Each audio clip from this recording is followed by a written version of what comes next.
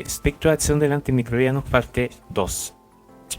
Vamos a partir por un caso clínico que es bastante típico de un paciente, por ejemplo, de 11 años, que tiene un catéter venoso central definitivo que empieza con un cuadro de fiebre sin foco PRI. El residente toma un cultivo, como por el catéter venoso central, que a las 10 horas es positivo a cocos gram positivos, y de un cultivo tomado por vía periférica es positivo también a cocos gram positivos a las 18 horas. Con esto, ¿no es cierto?, sospechamos que hay infección relacionada al catéter venoso central, definida como más de 2 horas de diferencia en tiempo de positividad a favor del catéter venoso central. En el hospital tenemos una alta tasa de tráfico coagulasa negativo resistente a axicilina. Entonces, en este escenario se indica tratamiento con vancomicina intravenosa. A las 48 horas ya teníamos un informe definitivo de estos hemocultivos y resulta que no era coagulasa negativa, sino que era un estafilococo aureus sensible a vancomicina y oxazide. Y el paciente está sin fiebre, está en muy buenas condiciones generales, y la pregunta que nos hacen es si este paciente necesita un ajuste de terapia antibiótica o, ya que está mejor, mantenemos el tratamiento con vancomicina. Vamos a contestarlo en el curso de la clase. Quiero recordar algunos conceptos que vimos en la clase de introducción, bueno, siempre tenerlos presentes. La diferencia entre la potencia y el espectro antimicrobiano, que es lo que vamos a ver hoy mismo. ¿Recuerdan esta figura? Tenemos en comparación el antibiótico 1 con el antibiótico 2, ambos resistentes, ¿no es cierto?, a 8 miligramos por ml de concentración del antibiótico. Y resulta que el antibiótico 1 tiene una CIM de 4 y el antibiótico 2 una CIM de 2. O sea, al compararlos, claramente, ¿no es cierto?, es más activo o más potente el antibiótico 2 que en comparación al antibiótico 1 porque tiene una CIM menor. Esto frente a una misma población bacteriana. Y recordar que al comparar las CIM, ¿no es cierto?, nosotros nos basamos en los estándares que se usan o deberían usarse en los laboratorios clínicos, ¿no es cierto?, que se definen por el CLSI o el EUCAS que vimos también en la clase inicial. ¿Qué entendemos por espectro? Ya sabemos que es la potencia. ¿Qué entendemos por espectro? Es el conjunto de microorganismos patógenos, en este caso, que se ven afectados por las concentraciones del antibiótico sin causar toxicidad en el ser humano. O sea, son conceptos claramente diferentes y se habla arbitrariamente de espectro reducido o amplio, dependiendo, ¿no es cierto?, de la cantidad o grupos de microorganismos frente a los que el antibiótico tiene actividad. Como conceptos generales, hay que recordar que para disminuir la aparición de resistencia, debemos tratar de usar antibióticos con el espectro más estrecho y durante el tiempo más corto posible. Acuérdense que por cada día de uso de antibióticos aumenta la probabilidad de generar resistencia. Esto del estrecho del espectro más estrecho nos recuerda el concepto, ¿no es cierto?, de Paul Ehrlich de principios del siglo XX, que hablaba, ¿se acuerdan?, de la bala mágica, esta sustancia que podría liberarnos de la infección antes que se descubrieran los antibióticos. La familia de antibióticos la podemos clasificar de distintas formas, ¿no es cierto?, por su origen y composición química, ¿no es cierto?, aunque los fármacos cada uno tiene características propias. Es más fácil, ¿no es cierto?, clasificarlos según su espectro de acción, ¿ya?, o cómo funcionan, y acordarse que también los podemos dividir en bacteriostáticos, bactericidas, por estas curvas de lisis bacterianas que vimos también, y esta curva planita que tiene que ver con efectos bacteriostáticos y un poquito más acentuada cuando es bactericida. ¿Qué veremos hoy? Vamos a analizar macrólidos, micropéptidos, quinolonas y oxazolídeos. Partamos por los macrólidos.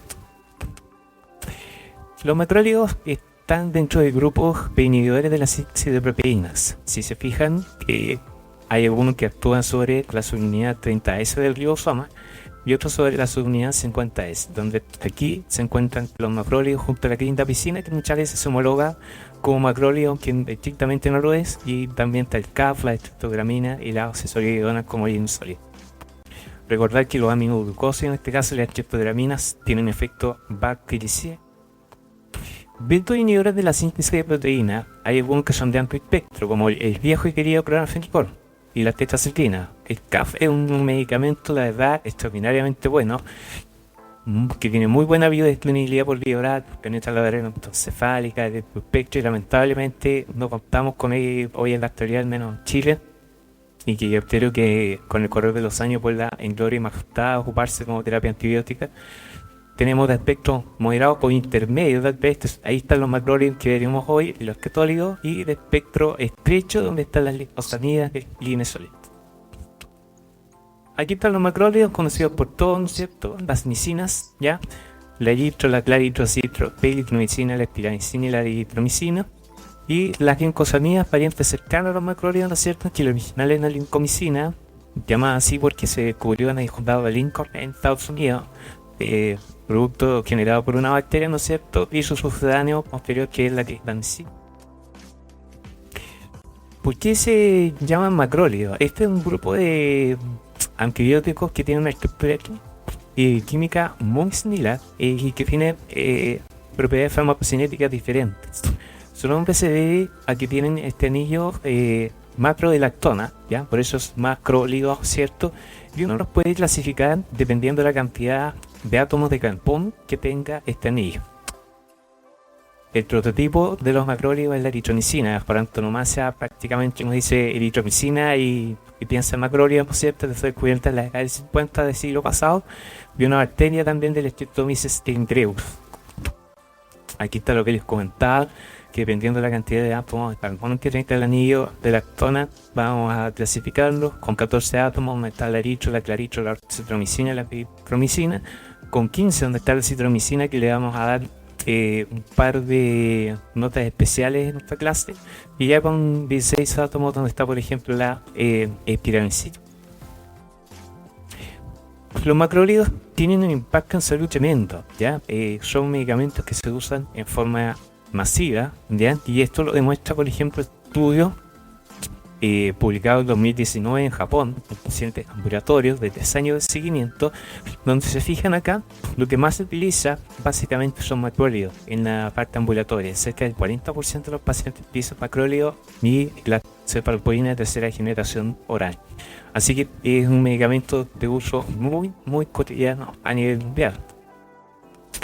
¿Cómo actúan los macrólidos? Esto es para que se acuerden que el macrólido se une en forma irreversible a la subunidad 50S de los procariontes. Por eso no tiene acción en la célula humana, ya específico de procarionte, ni inhibe la translocación de proteínas. Básicamente lo que hace es inhibir la síntesis, ¿ya? Y algunos macrólidos pueden actuar por un fenómeno que se llama transcriptización. La transcriptasa es una enzima que se encarga de ir pegando las cadenas de peptidoglicanos a la pared celular, ¿ya? Entonces algunos actúan a nivel de pared, pero le insisto que el principal mecanismo es la unión irreversible a la unidad 50S del ribosoma del otro pariente. El efecto bacteriostático, que esto es importante tenerlo en cuenta, y salvo excepciones puede tener efecto bactericida frente a algunos microorganismos muy susceptibles y si alcanzan concentraciones muy altas de la zona, pero es bacteriostático. Y esto es importante para el uso clínico. La clínica de la lincomicina actúa mejor en pH alcalino y son menos activos en pH ácido. Entonces, ojo cuando estemos tratando, por ejemplo, un absceso con clínica, con lincomicina, porque podríamos tener menos actividad del antibiótico. El espectro de acción de los macrólidos es muy parecido a los betalactámicos, las penicilinas sobre todo, y son efectivos frente a cepas resistentes, por ejemplo, de estáfilo comunitario a oxacilina. Entonces, como veríamos en la clase respectiva, la clindamicina puede ser una muy buena herramienta para tratar Santepe, que decimos nosotros, estáfilo resistente de la comunidad. Tienen actividad contra la mayoría de los cocos bacilos gram positivos, contra cocos gram negativos, especialmente las Neisseria, ¿ya? Entonces, esta Neisseria se alojan en el tracto respiratorio o como agentes de infecciones de transmisión sexual. Y esto probablemente es un nicho especial que tiene que ver con que al no actuar en la pared de la célula, tienen actividad contra las famosas bacterias antíticas que no tienen pared celular, que están los micoplasmas, las clamidias y la legionela, que son interesadas en agentes de neumonía atípica adquirida en la comunidad. También tienen actividad contra patógenos digestivos como el Campylobacter, como vamos a ver más adelante. Y esto es importante, no son o tienen muy poca actividad contra gram negativos. O sea, nadie va a tratar una ITU, por ejemplo, con eritromicina o una bacteria por coli con macrólidos. A excepción de estas especies que son Brucella, que son bacilos gram negativos cortum, ¿cierto? Una enfermedad zoonótica, o la hemofila influenza responsable de infecciones respiratorias, que también es un bacilo gram negativo pequeño, que es probablemente el principal nicho de los macrólidos. Otro dato importante es que no penetran la barrera hematoencefálica. También, por ejemplo, si estamos tratando con clindamicina, una infección que probablemente esté más allá de la barrera hematoencefálica, vamos destinados al fracaso. Acá están los usos clínicos de los macrólidos. Si se fijan, infecciones respiratorias, esto lo vamos analizando en la medida que avanza el diplomado con patologías cítricas, pero se fijan anfibia, amigdalitis sinusitis, vemos muy especialmente con agentes atípicos, como les mencionaba yo, infecciones de transmisión sexual, infecciones orales, infecciones de piel, como por ejemplo el acné, se usa mucho en dermatología, y la elección de macrólidos, por ejemplo, la elección de pacientes que son alérgicos tipo 1 a penicilina, infecciones de piel y tejido blando. Las diarreas bacterianas, Pochillella, Salmonella y Campylobacter también son altamente efectivos en los tratamientos con macrólidos. Aquí la acitromicina tiene un rol importante. También, como ustedes saben, se usa la eritromicina para evitar pylori, enfidosis quística y otras infecciones que no son tan comunes como micobacterias atípicas y algunas ricketts. Quiero detenerme un poco en esto porque para nosotros en infectología se generó ya desde hace unos años un conflicto especialmente con los médicos dedicados a enfermedades respiratorias por este fenómeno de antiinflamación que provoca la acitromicina. Un fenómeno que está muy bien documentado, ¿ya? Hay numerosos artículos de ciencias básicas que respaldan su uso en ese sentido. Así como otros macrólidos, la acitromicina tiene, como pueden ver, acción a nivel celular, a nivel de producción de sustancias oxidativas como el superóxido, o que incluso que la reducción de alguna citoquina implicada en inflamación como la interleuquina 8 y el factor de necrosis tumoral alfa. O sea, está súper bien documentado el rol de los macrólidos, y en especial la acitromicina, como antiinflamatorio en vías respiratorias. No solo eso, también actúa sobre poblaciones bacterianas y nivel de la formación de una capa defensiva que se llama biofilm. Acuérdense que el biofilm en el fondo es una biopelícula de bacterias que le da una serie de ventajas desde el punto de vista metabólico y de resistencia antimicrobiana, ¿ya? Puede que tengamos, por ejemplo, una bacteria sensible en nuestro test de laboratorio in vitro y que el tratamiento antibiótico fracase porque está esta biopelícula o biofilm, que es un fenómeno que ocurre, por ejemplo, en los catéteres definitivos, ocurre en la endocarditis, ocurre en fibrosis quística y una serie de modelos de enfermedades que se comportan como biofilm. Y también altera la comunicación que existe entre las bacterias. Como ustedes saben, se generan sustancias en que se van pasando información que se llama por un sensing. Así que la citromicina, la verdad es que funciona como antiinflamatorio. Tiene otra ventaja en que, a diferencia de otros macrólidos, como está comparado acá, la vida media, como pueden ver, es sumamente larga, hasta 68 horas. Entonces esto permite una dosificación de una vez al día y por tratamiento eventualmente no tarda. Lamentablemente, no todo lo que hoy es joven, porque esta larga vida media, si bien es cierto nos trae algunos beneficios, al tener una larga exposición también tiene un alto impacto ecológico en el microbioma y en la generación de resistencia, ¿ya? Esto está estudiado. Aquí tenemos, por ejemplo, un estudio del año 2019 donde aparece la tasa de resistencia después de un tratamiento, por ejemplo, con cualquier tipo de macrólido. Cerca del 90% después del tratamiento aloja algún tipo de bacteria resistente a la nasofaringe. Cuando esto lo trasladamos 6 semanas después, por ejemplo, si el paciente recibe la eritromicina, solo un 17% al ver de bacterias resistentes en la nasofaringe, pero si recibió citromicina, cerca de un 85%. Y esto, como les decía, tiene que ver con la larga vida media del medicamento. Entonces hay que tener mucho cuidado con la ingestion de este antibiótico, que la verdad es sumamente útil, pero hay que usarlo con alto juicio. Aquí además se ve que no solo se asocia a más resistencia, sino que también a tasas de la infección y cuando riesgo que sean bacterias resistentes. Así que cuidado con la citromicina. Los glicopéptidos, que en parte fue lo que presentamos en el caso, ¿no es cierto?, que vamos a ir resolviendo ahora. Vamos a hablar específicamente de vancomicina. Su nombre proviene de la palabra vanquish, ¿ya?, que significa vencedor, y que se obtuvo en la década del 50 del siglo pasado la bacteria que se llama Streptomyces oriental. ¿Qué pasó con la vancomicina? Le pusieron de apodo el fango del Mississippi porque tenía una gran cantidad de agentes secundarios y tóxicos, así que rápidamente pasó a segundo plano. Cuando ya a fines de la década de 50 apareció la meticilina como alternativa para el tratamiento de los estafilococcus. Acuérdense que en tiempos iniciales microbianos, los estafilococcus eran sensibles a la penicilina y rápidamente se hicieron resistentes a la penicilina y motivó el descubrimiento y en el fondo el impulso del uso de la meticilina. a comienzos de la década de 1960 ya hubo problemas con Staphylococcus verticillium resistente, así que volvimos a utilizar un poco la vancomicina. Las indicaciones básicamente está orientada al tratamiento de bacterias gram-positivas resistentes a los beta-lactanos, especialmente de género Staphylococcus. Eso es como el nicho de los pipopepios. Las opciones en estos casos de bacterias resistentes son, como ustedes saben, escasas, y en la actualidad el hipopeptio es como el tratamiento estándar para infecciones causadas por Staphylococcus resistente a meticilina. Son bactericidas sobre bacterias que están en fase de división, excepto sobre enterococos y estáfilos tolerantes, en los que esos casos sería Bacteriostachyl.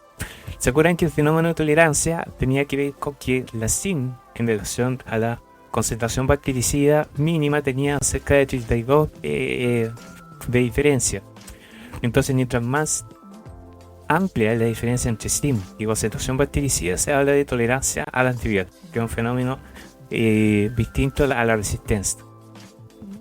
¿Cómo funciona la vancomicina? Básicamente lo que hace es interfiere en la producción de peptidoglicanos.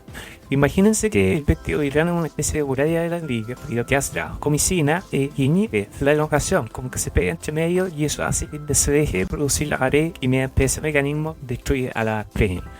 Tiene un efecto antibiótico de corta duración, solamente 2 horas. Aquí están, como les decía, el espectro de acción, que básicamente puede ser un gran positivo, Staphylococcus, Streptococcus pneumoniae, algunos Streptococcus viridans, ya, Enterococcus, Corynebacterium, pero todos gran positivos, incluso Clostridium difficile como bacilo gran positivo. La vancomicina no es activo contra gram negativos, anaerobios o aerobios, ¿ya? Así que solo su acción, acuérdense, es para gram positivos. Volvamos a nuestro caso. Nuestro chico, ¿no es cierto?, 11 años, infección relacionada a catéter. Habíamos sospechado que había Staphylococcus negativo resistente, así que partimos con banco, que era la indicación correcta. Pero el paciente resulta que tenía un Staphylococcus sensible y ahora tenemos la posibilidad de elegir: ¿seguimos con la banco o le cambiamos a oxacilina, siendo que el paciente está claramente no? Hay errores que se cometen con mucha frecuencia ya en nuestros hospitales, que uno tiene que ver con que pensar que la vancomicina, al ser un medicamento activo contra Staphylococcus resistente a meticilina, es mejor antibiótico que la Clox. Y otro error que es derivado de eso es que se mantiene la vanco a pesar de que tenemos estudios con sensibilidad Cloxa positiva. Analicemos un poquito más: ¿será mejor la Cloxa o será mejor la vanco? En este caso, que está publicado ya hace cerca de 20 años, un estudio de la Revista Médica de Chile del Dr. Sergio Nella, vemos en estas curvas de actividad bactericida, acá tenemos el grupo control de Staphylococcus y tenemos estáfilos sometidos a banco y sometidos a cloxacilina. Y si se fijan, la velocidad de muerte de las bacterias en un ambiente de sensibilidad es mucho más efectiva con la cloxa que con la vancomicina. O sea, como antibiótico, como potencia, que fue lo que vimos inicialmente, es mucho mejor la cloxa o la cetazolina que la vancomicina. Entonces, en relación a actividad y potencia, deberíamos cambiarnos porque la cloxa es mejor y además recuerden que es bactericida. Otro elemento para poder mantener el tratamiento con vancomicina, debido a sus características farmacocinéticas que se refieren a la medición del área bajo la curva, ¿ya?, y niveles plasmáticos, nos obliga a estarnos controlando periódicamente, y eso también entorpece y a veces hace más difícil el manejo del paciente. Entonces tenemos un antibiótico de espectro más acotado que tiene que ver con el beta-lactámico, Roxa en este caso, un antibiótico más activo, ¿ya?, y que además nos evita estar tomando niveles plasmáticos. O sea, este paciente de todas maneras debería cambiarse a oxacilina, una vez que tenemos un ambiente demostrado de sensibilidad, y con eso además vamos a generar menos impacto en la resistencia en nuestro hospital. Veamos qué pasa con quinolonas. Las quinolonas son un grupo antimicrobianos sintéticos de muy amplio espectro, muy variado, como vamos a ver, y cuyo blanco principal es la síntesis del ADN. Se usa tanto en infecciones intra o extrahospitalarias, y la verdad es que una vez que aparecieron las copias de quinolonas a nivel mundial, ya se usaron en forma masiva. Existen muchas fórmulas genéricas de quinolona que se ocupan a un costo bastante reducido. Son medicamentos altamente efectivos, muy buenos en relación a biodisponibilidad oral, como vamos a ver, son seguros, ¿ya? Y se pueden usar tanto por vía como para enterar, entonces la verdad son antibióticos bastante buenos. El problema que ha ocurrido, como todo, con todo antibiótico, es que se ha usado en forma indiscriminada tanto en la agricultura como en el procesamiento de alimentos y en medicina veterinaria, lo que hace que el incremento de resistencia sea un problema cada vez más frecuente y, bueno, nos ha afectado en salud humana. Recuerdan que en la clase de introducción que les mencioné de Una Salud es la iniciativa que ha integrado la salud humana a la salud ambiental y la salud animal, y en el fondo para tener entendimiento y todas las precauciones debidas a eso. A veces tenemos bacterias multiresistentes en pacientes que nunca han recibido antibióticos, y muchos de esos son genes de resistencia que se albergan en la comida o en animales que se han sido sometidos a tratamientos antibióticos para su uso industrial. ¿Cómo actúan las quinolonas? Así como línea general, recordar que las quinolonas actúan a nivel de la síntesis de ADN de las bacterias. Penetran a través de una porina, que son una especie de canales que tiene la bacteria en el exterior y que los conecta, y a través de esas porinas se meten las quinolonas, ¿ya? Y actúa sobre estas enzimas que básicamente para que la reproducción del DNA sea efectiva lo va desarrollando para que se pueda ir replicando, y lo que hace la quinolona se pega a esta enzima para que el ADN no se pueda desarrollar. La adenigidasa es el blanco primario, por ejemplo, de las bacterias gram negativas, ¿ya? Y la topoisomerasa 4 de las bacterias gram positivas. Aquí hay una tabla que saqué de una revista de atención primaria que me gustó bastante porque era bastante ilustrativa, donde se ve, ¿no es cierto?, desde las quinolonas iniciales como el ácido analíxico, orientadas básicamente a bacterias gram negativas, Enterobacter, Citrobacter, Salmonella, etc., como en el progreso de las generaciones de fluoroquinolona van aumentando su espectro, y ya vemos, por ejemplo, que ciprofloxacino ya tiene actividad contra estafilococo dorado y Staphylococcus, además de otros bacilos gram negativos que en otros forman amaltofilia, Clamidia, Trachomatis, Mycobacteria, etc. El levofloxacino o quinolonas respiratorias, como se llamaron en algún momento, ¿cierto?, ya activa contra Streptococcus pyogenes y neumococo resistente a penicilina, más lo anterior. Y ya las últimas quinolonas, como el moxifloxacino, por ejemplo, que tienen actividad incluso contra algunos tipos de triinoasteroides gram positivos como neumococo, ¿no es cierto?, resistente a penicilina, y Mycobacterium tuberculosis. Como les decía inicialmente, la mayoría de las quinolonas se encuentran disponibles en forma oral, intravenosa o intravenosa, y esto es importante. La biodisponibilidad oral de las quinolonas es muy alta. O sea, si ustedes tienen para elegir entre oral y intravenoso, elijan oral porque es prácticamente equivalente a darle tratamiento intravenoso con quinolonas a un paciente. La biodisponibilidad oral, sin embargo, se puede interferir con la ingesta de estos elementos. Puede ser, por ejemplo, antiácidos que tengan magnesio, aluminio, calcio, sulfato, así como multivitaminos que contengan fierro o zinc. Aquí se puede un poco interferir a la absorción, pero el bueno es que la biodisponibilidad oral es extraordinariamente buena. Obviamente, viendo las familias de quinolona, la utilidad clínica, la verdad, es bastante amplia. Desde infecciones urinarias, que fueron los orígenes de la quinolona, dado su acción antigram negativo, bacilos gram negativos, como se ha ido aumentando, digamos, de infecciones articulares, neumonía que queda la comunidad, etcétera, etcétera, etcétera, hasta incluso en algunos protocolos de adultos como quimioprofilaxis de pacientes neutropénicos.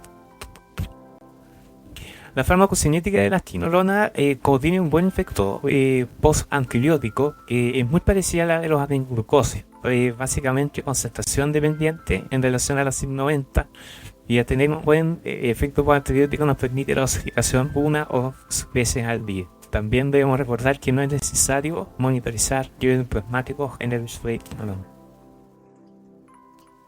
Y acuérdense que son bactericidas. Para terminar, les quería comentar algo de las solidonas, especialmente el Inosovir. Básicamente, esta familia es la única clase nueva de antimicrobianos que se ha hecho en las últimas décadas. Y los antibióticos nuevos que van a ver en el desarrollo diplomado, que son pocos, son básicamente moléculas derivadas de moléculas que ya existían. quinolona, cefalorspirina o beta-lactámicos asociados a niveles de beta-lactamasa, etc. Así que la única familia realmente nueva de antimicrobianos que se descubierto fue la antisolidonas, y esto fue a la década de los 80, donde se sintetizaron algunas moléculas un poco tóxicas que se abandonó su desarrollo, y posteriormente el laboratorio de farmacia, que ya no existe como tal, digamos, lograron ser dos compuestos con menos toxicidad que tenían efectos antimicrobianos, donde acá el que destaca es el linezolid, que fue aprobado en abril de 2000 por la FDA, dado su utilidad en infecciones por gramos positivos HIV. El linezolid, un poco parecido a lo que pasa con las quinolonas, se absorbe muy rápido después de ser ingerido. Tiene un pico de acción a la 1 o 2 horas, o sea, también es mejor elegir la bioderante endovenosa, al igual que la quinolona. Y como les decía, con excelente biodisponibilidad. No se altera en los pacientes ancianos, no se necesita ajustar la dosis en falla renal y tiene un efecto postantibiótico de 3 a 4 horas frente al táctilo y estrepto. El mecanismo de acción, básicamente, al igual que algunos macrólidos, se une a la unidad 50S, ¿no es cierto? Impidiendo la formación de proteínas a través de impedir la formación del complejo de ribosomas con RNA de Chafferis. No tiene resistencia cruzada con otros antimicrobianos que también actúan en el mismo lugar como el CAF o la lincomicina. Acá están los microorganismos sensibles. Básicamente lo que me interesa que recuerden es que es activo frente al gram positivo y su razón de ser son probablemente estos primeros, que son los enterococos fecalifection, resistentes a banco, por ejemplo, y los estafilococos áureo poblasa negativo resistentes o intermedios a vancomicina. También tiene acción frente a algunos anaerobios gram positivos y no es activo frente a gram negativos. Ya, o sea, nadie va a tocar una infección polimicrobiana, por ejemplo, linezolid, por la que uno piensa que puedan estar involucrados si los gram negativos. El linezolid es un medicamento especial de altísimo costo, entonces tiene que estar reservado para situaciones especiales y en muchos casos en la última línea de tratamiento que tenemos para tercer fase. Y lamentablemente, como ustedes saben, ya se han reportado cepas resistentes entre Enterococcus faecium y fecalis con Streptococcus aureus y linezolid. La indicación, recuerden, uso clínico para bacterias gram positivas que han creado resistencia, ya sea en infecciones de piel, infecciones relacionadas a catéter, neumonías nosocomiales, infecciones del sistema nervioso central o neumonías clínicas de la pulmonía. En infecciones relacionadas al sistema nervioso central, cabe recordar que el linezolid penetra muy bien la barrera hematoencefálica, a diferencia de la vancomicina. Como les decía, debe reservarse para tratamiento de infecciones muy especiales causadas por bacterias multiresistentes. ¿Bien? Y no tiene que utilizarse, y lo que pasa con la vancomicina, cuando tenemos opciones de sensibilidad con beta-lactámicos, Roxa o medicados o cefazolina. Este es un mini resumen para que lo guarden, que puede servir como de torpedo, aunque a veces no van a ser todavía por ejemplo, muy útiles para recordar cuál es la extracción del modo de los antibióticos.